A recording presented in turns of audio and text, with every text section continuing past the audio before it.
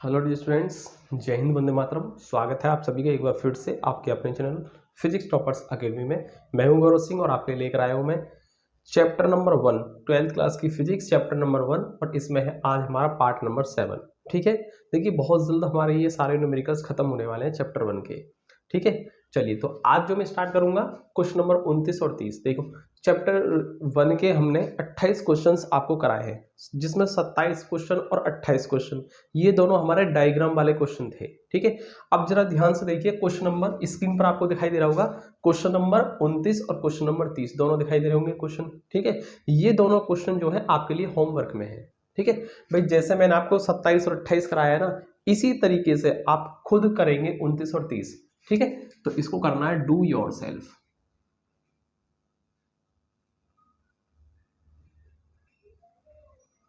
ठीक है, ये आपके लिए डू योर सेल्फ यानी कि आपको खुद करना है। ये क्वेश्चन स्क्रीन पर आपको दिखाई दे रहा होगा। अब आपको यही क्वेश्चन आपको खुद से प्रैक्टिस करना है। ठीक है, तो ये आपके लिए होमवर्क में है। ठीक, चलिए अब मैं लेता हूं क्वेश्चन नंबर 29 30 दोनों हो चुके हैं। अब हम देखते हैं 31 क्वेश्चन नंबर लेते हैं। क्वेश्चन नंबर 31 स्क्रीन पर आपके सामने है। ठीक है, और देखिए क्या लिखा है इसमें। इसमें लिखा है दो समान आवेशों Q और Q को जोड़ने वाली रेखा के मध्य बिंदु पर, देखो दो आवेश हैं, एक आवेश हमारा ये है और एक हमारा आवेश ये है। ठीक है, इसको मैंने माना बिंदु A और इसको मान लिया मैंने बिंदु B। ठीक है, दो आवेश हैं Q और Q, समान आवेश हैं, जोड़ने वाली रेखा के मध्य बिंदु पर आवेश Q रख दिया जाता है। इन दोनों के बीचों बीच में एक और आवेश Q रख दिया जाता है, कैपिटल Q रख दिया जाता है। ठीक है, Q का मान ज्ञात कीजिए, यानी इस Q का आपको मान ज्ञात करना है यदि तीनों आवेशों का निकाय संतुलन में हो। यानी जब तीनों आवेशों का निकाय संतुलन की अवस्था में है तो आपको इस Q का मान ज्ञात करना है। ठीक है, तो देखिए कैसे करेंगे। सबसे पहले तो ये देखिए, आप Q का मान निकालना है और कब निकालना है, जब ये तीनों आवेशों का निकाय कैसा संतुलन में है। देखिए संतुलन की शर्त क्या होती है, संतुलन की शर्त हम लिखेंगे यदि तीनों आवेशों का निकाय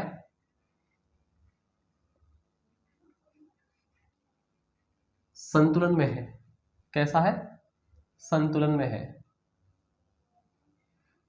है तो क्या होना चाहिए। देखो संतुलन की शर्त क्या होती है कि A और B यानी FAB, यानी कि इस आवेश और इस आवेश के बीच में लगने वाला बल यानी FAB।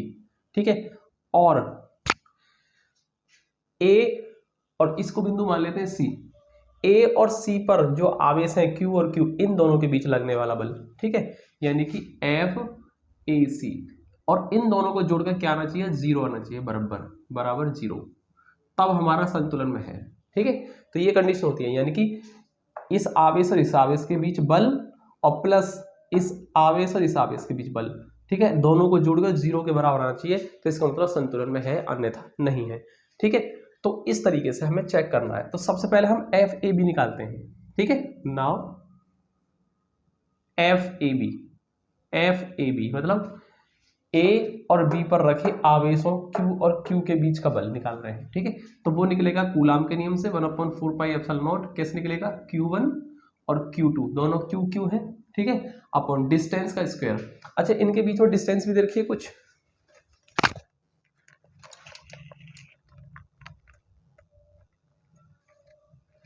ठीक है, इनके बीच में कोई भी डिस्टेंस नहीं दे रखी है।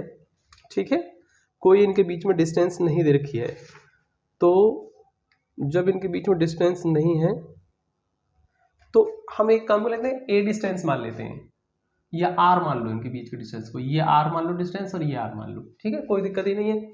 चलिए, तो यहां पर कितना हो जाएगा, R प्लस R, यानी दोनों के बीच कुल दूरी कितनी हो जाएगी, 2R हो जाएगी। ठीक है, और डिस्टेंस का क्या होता है, स्क्वायर, यानी 2R का स्क्वायर हो जाएगा। ठीक है, इतना आपको समझ में आ रहा है। यानी FAB हमको फाइंड करना है। पहले इसकी जो वैल्यू होती है 9 × 10⁹ होती है। ठीक, तो Q स्क्वायर अपॉन, देखिए ये 2 का स्क्वायर 4 हो गया, 4R स्क्वायर हो गया। सही है, कोई दिक्कत किसी को? यानी एफ ए बी जो हो जाएगा हमारा यहाँ से कितना आ जाएगा, 4 को इसके नीचे ले आएंगे 9/4, ओके, गुणा 10⁻9 और Q square upon R square. इस तरीके से हमारा एफ ए बी का मान निकल जाता है, ठीक है, ओके। अब हम करेंगे, एफ ए बी निकल गया हमारा, अब हमको क्या निकालना है, एफ ए सी।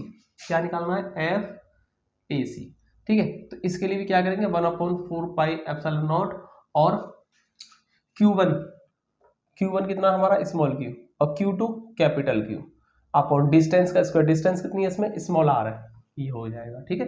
तो ये हो जाएगा हमारा क्या, एफ ए सी का मान निकल गया। या इसको भी हम क्या कर देंगे, एफ ए सी बराबर 9 गुणा 10⁻9, इसका मान होता है Q और Q अपॉन आर स्क्वेयर। ये हो जाती है हमारी, ये हो जाता है हमारा एफ ए सी का मान, ठीक है। कोई दिक्कत किसी को? अब देखिए मुझे क्या करना है, संतुलन की अवस्था के लिए हम क्या करते हैं, इसको समीकरण नंबर 1 मानकर, ठीक है, 1 मान लेते हैं इसको। तो इन दोनों को उठा करके समीकरण 1 में मान रख देते हैं, ठीक है। तो हम लिखेंगे अब एफ ए बी व एफ ए सी के मान समीकरण कौन सी में रख देते हैं, समीकरण 1 में रखने पर, ठीक है।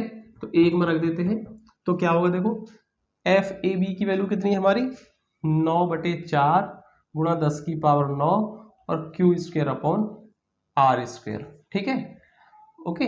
और प्लस एफ ए सी की वैल्यू लिखी हुई है यहाँ पर 9 गुणा 10⁻9 और क्यू और capital Q upon R square. और ये कितना होना चाहिए हमारा, बराबर 0 होना चाहिए, तो इसको 0 कर देते हैं, ठीक है। अब देखिए 9 गुणा 10⁻9, ठीक है, 9 गुणा 10⁻9 हमारा क्या जाएगा, कॉमन आ जाएगा, 9 गुणा 10⁻9 कॉमन आ जाएगा, ठीक है। तो क्या बचेगा हमारा 1/4 और क्या बचेगा हमारा, इसमें से ना क्यू अपॉन आर स्क्वेयर को भी कॉमन कर लो।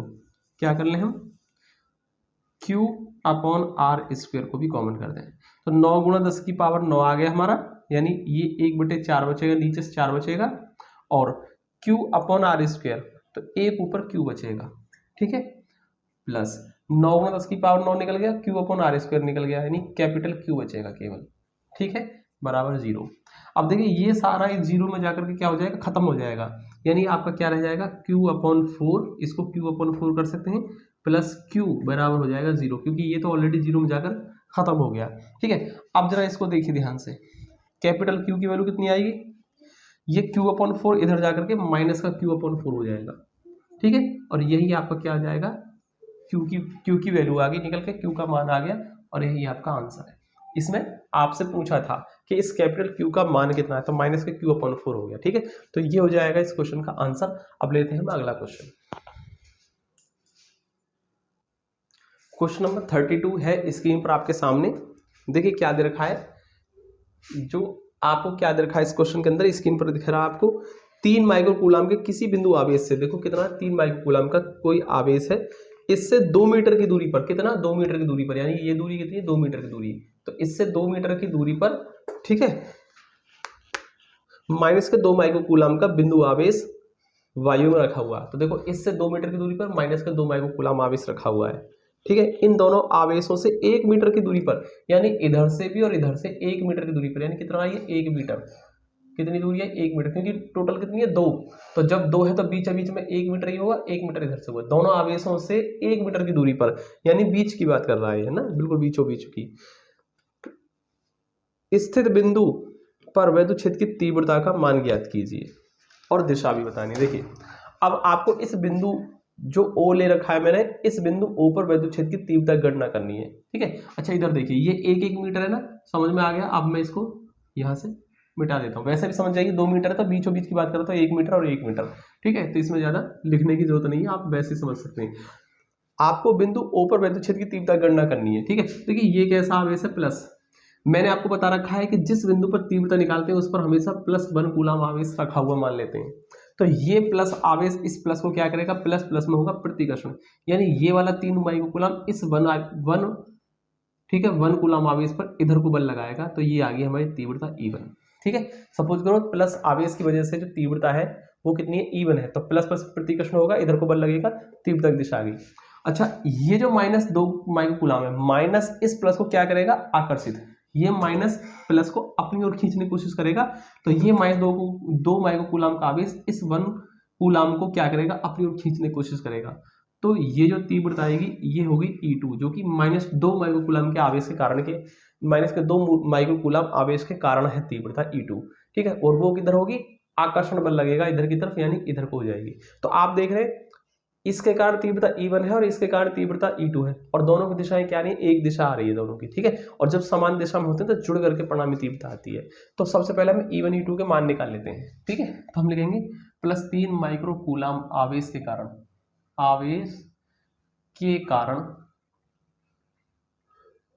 ठीक है, बिंदु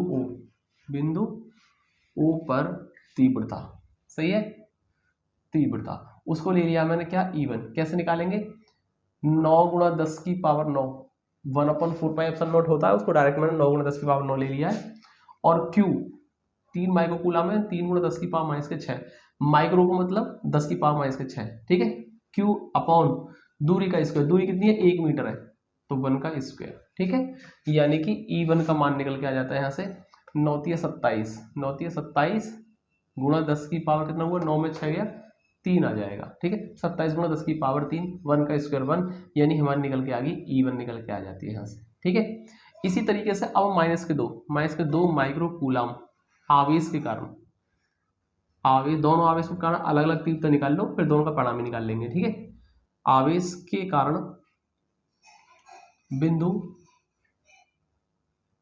O पर तीव्रता, ठीक है, उसको मान लिया मैंने E2।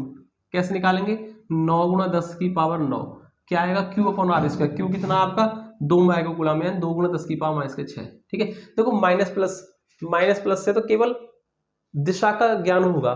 ठीक है, बाकी यहाँ लिखा जाएगा परिमाण, यानी 2 × 10 की पावर -6 लिखा जाएगा, माइक्रो को हटा के 10 की पावर -6 कर दिया। ठीक है, प्लस माइनस नहीं लेंगे हम। और दूरी का वर्ग, दूरी कितनी है, 1 मीटर की दूरी है, तो यानी 1 का स्क्वायर।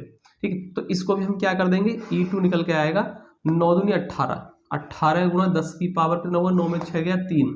ठीक है, 18 × 10 की पावर 3 आ गया निकल के, ये आ गया हमारा E2। अब देखिए परिणामी तीव्रता क्या आएगी, हम लिखेंगे बिंदु O पर परिणामी तीव्रता,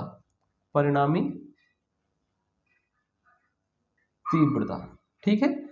E कैसे निकालेंगे हम, मैंने बताया था ना, दोनों तीव्रता एक दिशा हमारी, इसलिए दोनों को जोड़ के आएगा, क्या आएगा, E1 + E2, इस तरीके से।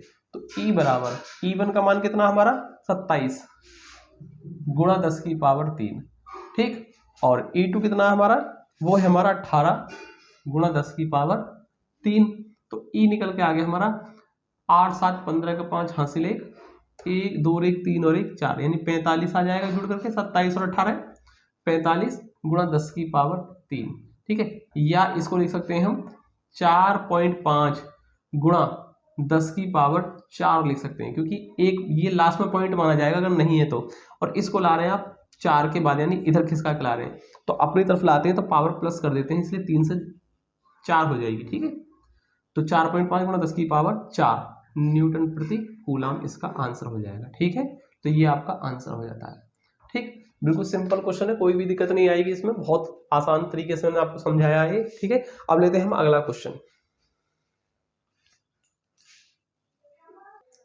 अगला क्वेश्चन 33, जो कि आप स्क्रीन पर देख पा रहे हैं। क्या है इसमें, देखिए, दो बिंदु आवेश प्लस के 9E और +E, एक +9E है और दूसरा +E है।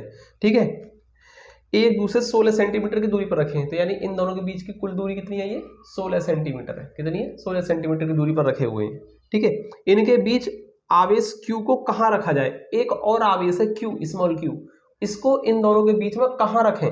ठीक है, यहाँ रखें, यहाँ रखें, यहाँ रखें, कहाँ रखें, तो आपको क्या करना है कि इन दोनों को कहाँ रखा जाए कि वह संतुलन में हो जाए, क्या हो जाए कि वह संतुलन में आए। अच्छा, ऐसी किस जगह पर रखें कि संतुलन में हो, तो संतुलन के लिए क्या करेंगे हम, सपोज करो हमने ये जो रखा है, ये Q दूरी, यानी Q जो आवेश रखा है हमने इस बिंदु पर रख दिया है। ठीक है, और सपोज कर लेते हैं ये जो दूरी है यहाँ से यहाँ तक की कितनी है, x है, कितनी है ये x दूरी है, तो +9E आवेश से x दूरी पर रखा है मैंने, और टोटल कितनी दूरी है 16 सेंटीमीटर, तो बची हुई कितनी आ जाएगी, ये 16 - x हो गई। कितनी आगे बची हुई 16 माइनस एक्स। अगर ये x है तो बची हुई कितनी होनी चाहिए हमारी 16 माइनस एक्स होनी चाहिए। इसको मैंने x मान लिया है, ठीक है, क्योंकि हमारी टोटल कितनी है 16 सेंटीमीटर है, ये भी ध्यान रखना, टोटल 16 सेंटीमीटर है।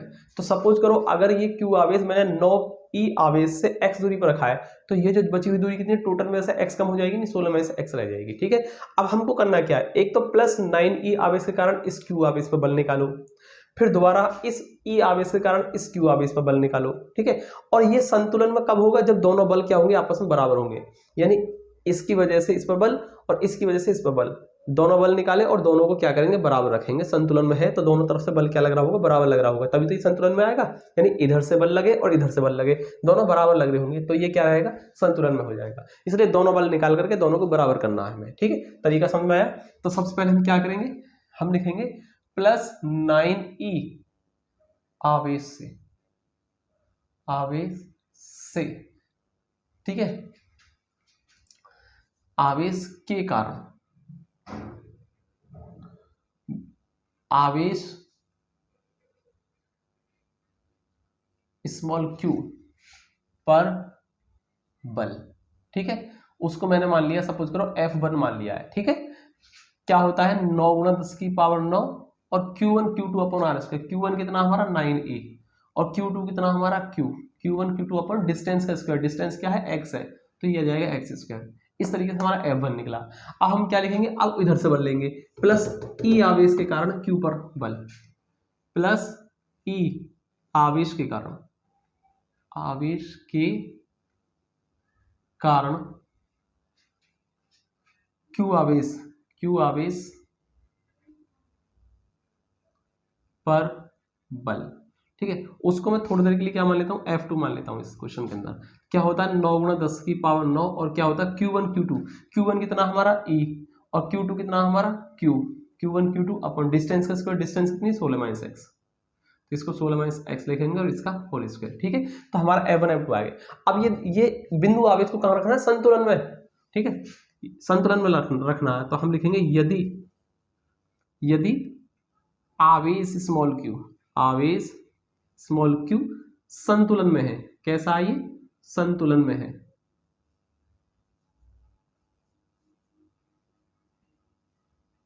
संतुलन में है, तो अगर ये संतुलन में होगा तो क्या होगा, दोनों तरफ से जो लग रहे हैं ना बल, ये क्या होने चाहिए, आपस में बराबर होने चाहिए, तो ये संतुलन में आ जाएगा, ठीक है। यानी इधर से बल और इधर से बल बराबर होंगे, तो ये क्या रहेगा, संतुलन की अवस्था में रहेगा।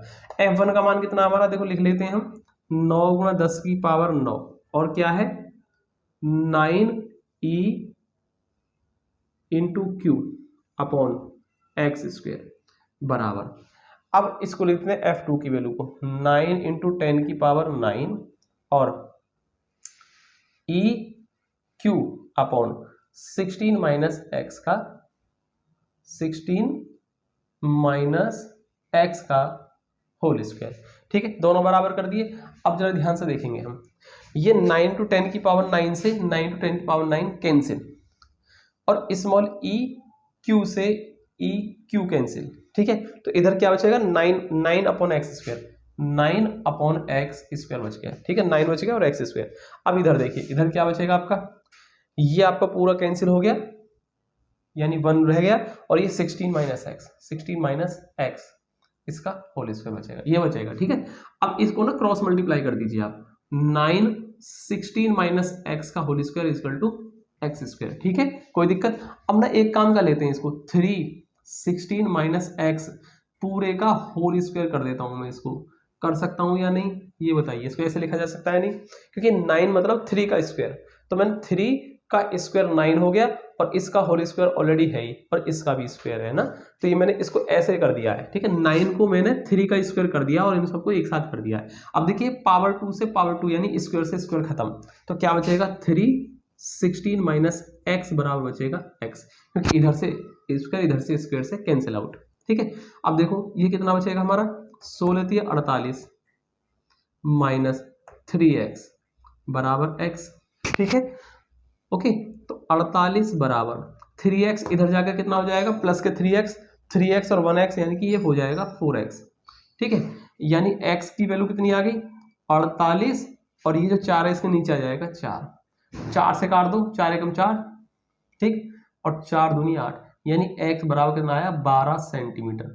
ठीक है, तो यानी कि, और ये x कौन सी दूरी है, x दूरी है प्लस 9e आवेश से दूरी है। यानी कहने का मतलब क्या हुआ, यदि इस आवेश को हम प्लस 9e आवेश से 12 सेंटीमीटर की दूरी पर रखते हैं तो ये आवेश क्या आ जाएगा, संतुलन की अवस्था में आएगा। ठीक है, तो प्लस 9e आवेश से 12 सेंटीमीटर की दूरी पर रखने पर आवेश स्मॉल q क्या रहेगा, संतुलन की अवस्था में आ जाएगा। ठीक है, ये इसका आंसर है। ठीक है, समझ में आया आपको? तो आप लिखना प्लस 9e आवेश से 12 सेंटीमीटर की दूरी पर। ठीक है, यहां रखना चाहिए हमें। ठीक, तो आई थिंक आपको समझ में आया क्वेश्चन नंबर 33। अब देखिए, ध्यान से देखिए, क्वेश्चन नंबर 34 और क्वेश्चन नंबर 35। ठीक है, 34, 35 और 36 तीनों क्वेश्चन जो है आपके बिल्कुल इसी के जैसे हैं, यानी 32 और 33 की तरह हैं। तो ये आपको क्या करने, खुद करने। स्क्रीन पर आप देख पा रहे होंगे क्वेश्चंस। ठीक है, ये सारे क्वेश्चंस आपको क्या करने, तीनों क्वेश्चन आपको खुद करने हैं। यानी 34 कौन सा, 34, 35 और 36, ये तीनों क्वेश्चन आपके कैसे हैं, 32 और 33 के जैसे हैं। तो ये आपको खुद करने हैं। तो क्या करना आपको, डू योरसेल्फ, डू योरसेल्फ। तो ये आपके लिए प्रैक्टिस के लिए दिए हैं मैंने दोनों क्वेश्चंस, ये तीनों क्वेश्चन 34, 35 और 36 आपको प्रैक्टिस के लिए हैं। ठीक है, और देखिए अब जो हमारा है, आज हमारा पार्ट नंबर 7 है, पार्ट नंबर 7। अभी इसमें आपके ज्यादा क्वेश्चंस नहीं बचे हैं। पार्ट नंबर 8 जो आएगा हमारा, लास्ट पार्ट आएगा न्यूमेरिकल्स का, चैप्टर 1 का। ठीक है, पार्ट नंबर 8 में बचे हुए सारे न्यूमेरिकल्स हो जाएंगे, और पार्ट 8 के बाद हमारा जो नई जो वीडियो आएगी वो हमारी चैप्टर नंबर 2 की आएगी। ठीक है, एक लास्ट वीडियो और आ रही है चैप्टर नंबर 1 की, पार्ट नंबर 8। ठीक है, 8 के बाद फिर आपको चैप्टर 2 स्टार्ट करने वाला हूं मैं। ठीक है, तो चलिए बने रहिए हमारे चैनल पर, मिलते हैं अगली वीडियो में। जय हिंद।